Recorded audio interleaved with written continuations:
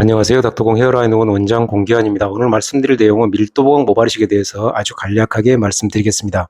밀도보강 모발이식도 기존에 여러 차례 제가 말씀드렸는데 사실 이제 모발이식이나 탈모 치료 이런 한정된 주제 내에서 말씀을 드리다 보니까 내용 자체가 주기적으로 반복될 수밖에 없다는 점 양해 부탁드립니다. 일반적으로 우리가 모발이식 하게 되면 헤어라인 모발이식 같이 디자인 후에 아무것도 없는 살에다가 심는 경우가 일반적인데요. 반면에 밀도보강 모발이식 같은 경우는 기존에 모발이 있긴 있는데 사이사이 탈모가 진행돼서 비어 보일 때 그 탈모가 있는 사이사이에 모발을 이식하는 경우를 밀도보강 모발이식이라고 합니다. 밀도보강 모발이식의 가장 대표적인 경우가 정수리 모발이식이고요. 물론 전두부 모발이식도 있고 전두부에서 정수리까지 전체적으로 밀도보강 모발이식을 하는 경우도 제법 많습니다.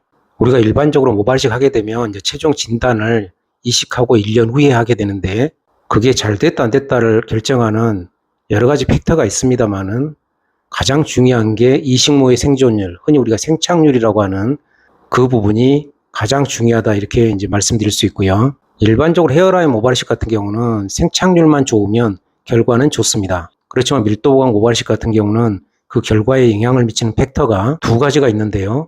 당연히 이식모의 그 생착률, 이게 물론 중요하고요. 이식모 주위에 있던 기존 모발들, 그런 모발들의 탈모 진행 여부, 요게 또한 중요한 요소가 되겠습니다.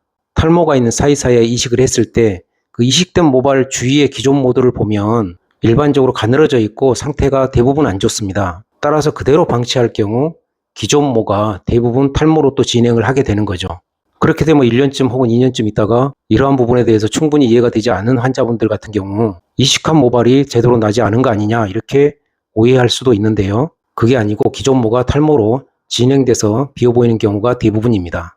따라서 밀도보강 모발이식은 모발 이식만 가지고는 절대로 100% 만족감을 얻을 수가 없고요. 이식 후에 반드시 기존 모의 탈모 관리를 하셔야 됩니다. 그 탈모 관리라는 것은 탈모약과 탈모 치료를 의미하겠습니다. 밀도보강 모발이식은 이식 후에 기존 모의 탈모 관리가 매우 중요하다. 이 부분을 반복해서 다시 한번 말씀드리겠습니다. 마지막으로 저희 닥터공 헤어라인 의원은 정확한 탈모약 처방과 의학적 근거 있는 탈모 치료만을 환자분들께 제공해 드림으로써 최고의 결과를 드리기 위해 원장을 비롯한 전 직원이 정말 열심히 노력하고 있습니다.